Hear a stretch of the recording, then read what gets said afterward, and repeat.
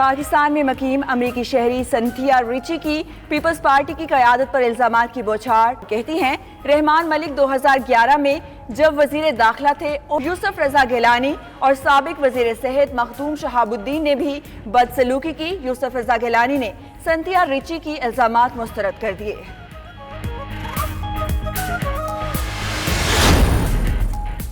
سیاہ فاموں کے لیے جتنا کام ہم نے کیا کسی نے نہیں کیا۔ امریکی صدر ڈونلڈ ٹرمپ کی نیوز کانفرنس کہتے ہیں امریکی معیشت بحال ہو گئی، ہمارے پاس دنیا کی تاریخ کی سب سے بڑی معیشت ہے۔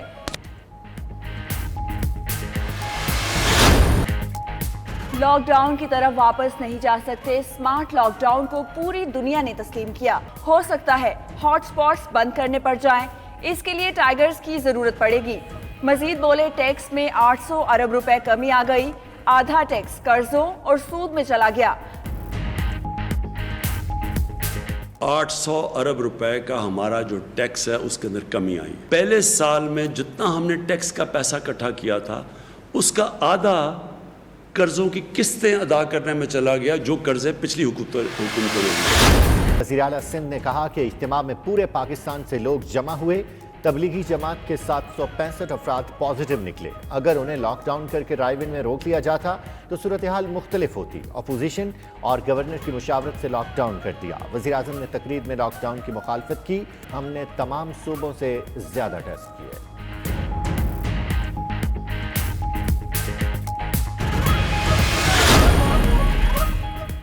وزیر اعلیٰ جھوٹ نہ بولیں، ہم سے کوئی مشاورت نہیں ہوئی، فردوس شمیم نقوی کا رد عمل۔ تیمور تالپور بولے 15 روپے میں ٹڈی خریدنے کا فیصلہ مذاق ہے۔ اجلاس کے دوران اراکین سندھ اسمبلی کا گیلری میں موجود ڈاکٹرز کو کھڑے ہو کر سیلیوٹ۔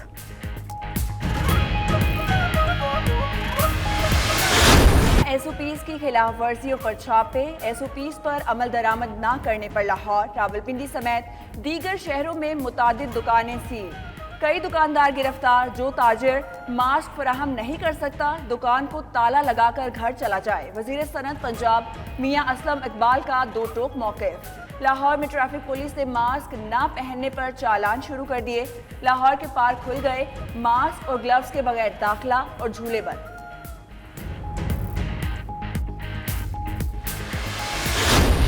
اعلیٰ اختیاراتی بورڈ کے اجلاس میں متعدد افسروں کی ترقیاں، ڈی جی ایف آئی اے واجد ضیاء اور سابق آئی جی سندھ کلیم امام کو گریڈ 22 مل گیا۔ Chief secretary Azad Kashmir Mazhar Niaz Rana, secretary election commission doctor Akhtar Nazir, chief secretary Balochistan Fazal Asghar کی بھی گریڈ 22 میں ترقی۔ تنویر قریشی، صالح فاروقی اور کیپٹن منیر کو بھی گریڈ 22 مل گیا۔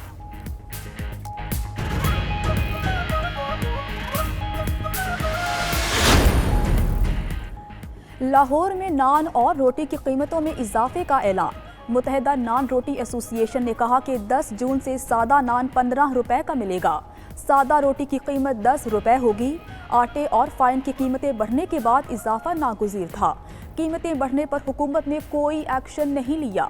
ایسوسی ایشن کا کہنا ہے کہ پرانی قیمتوں پر نان اور روٹی فروخت کرنا ممکن نہیں۔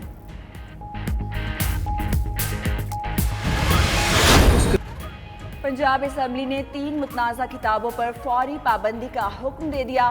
مارکیٹ میں موجود تمام کاپیاں ضبط کر کے آئندہ جمعے کو نوٹیفیکیشن طلب۔ اسپیکر پنجاب اسمبلی نے کہا انبیاء کرام، اہل بیت اور صحابہ کے خلاف مواد سے جذبات مجروح ہوتے ہیں، یہ ہمارے ایمان پر کاری ضرب ہے۔ متنازع کتابوں کے خلاف حافظ عمار یاسر نے قرارداد پیش کی تھی۔ راجہ بشارت کی سربراہی میں ایوان کی کمیٹی بھی بنائی گئی۔ زمین چاند اور سورج کے درمیان آ گئی۔ پاکستان سمیت دنیا کے کئی ممالک میں اسٹرابری مون کے نظارے۔ پاکستان میں 11:15 بجے شروع ہونے والا چاند گرہن 2:04 پر ختم ہو گیا۔ علماء کرام کہتے ہیں چاند گرہن اللہ تعالیٰ کی نشانیوں میں سے ایک نشانی ہے۔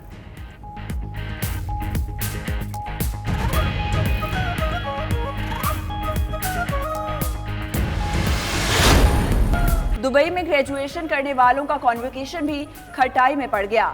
کینیڈین یونیورسٹی دبئی کا انوکھا اقدام، گریجویشن کرنے والے طلبہ کی تصاویر لائیو پروجیکشن سے برج خلیفہ پر آویزاں کر دی۔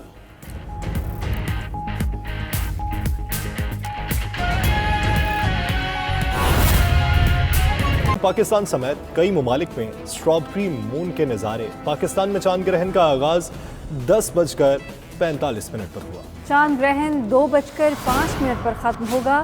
چاند گرہن پر کچھ لوگ مختلف تہمات کا شکار بھی ہو جاتے ہیں. اس پر بات کرتے ہیں مذہبی اسکالر علامہ طاہر اشرفی صاحب ہمارے ساتھ ٹیلی فون لائن پر موجود ہیں. طاہر اشرفی صاحب، چاند گرہن پر اسلامی تعلیمات ہمیں کیا بتاتی ہیں؟ بسم اللہ الرحمن الرحیم، نحمدہ ونصلی ونسلم علی رسول.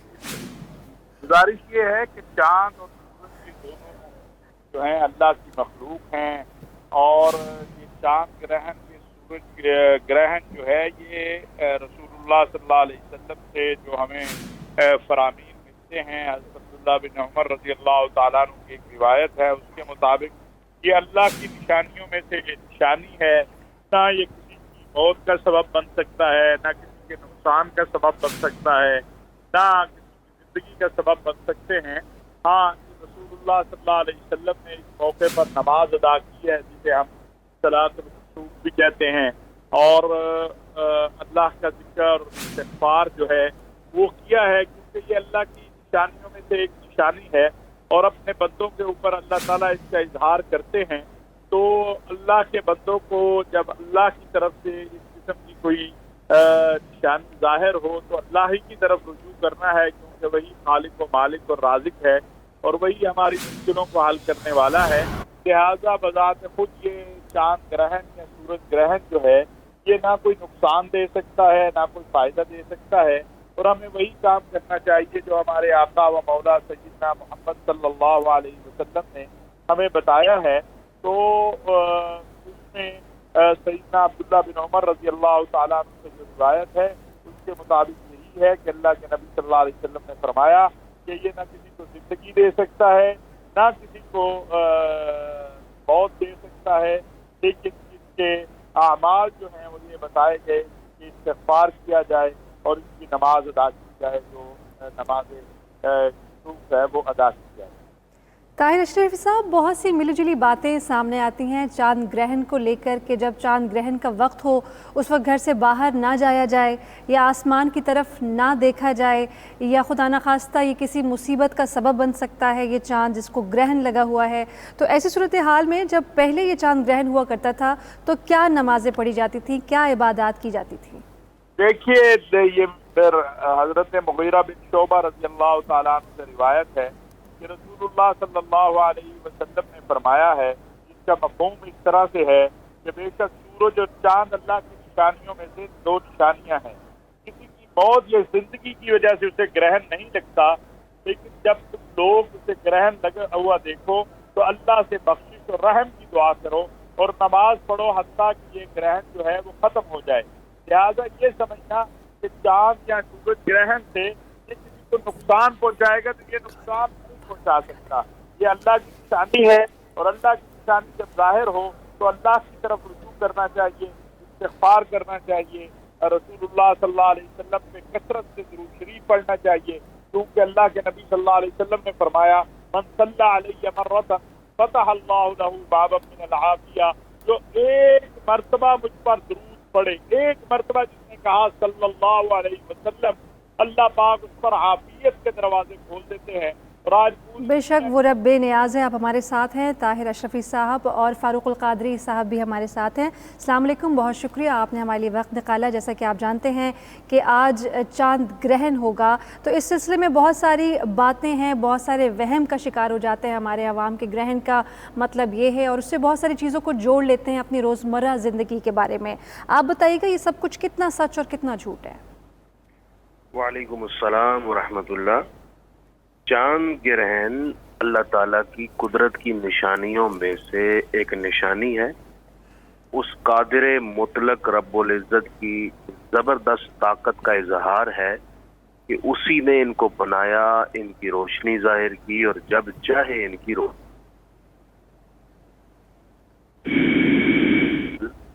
اپنے سے بڑھ کر ایک مؤثر اور ایک زبردست قوت کی وجود پر دلالت کرتا ہے.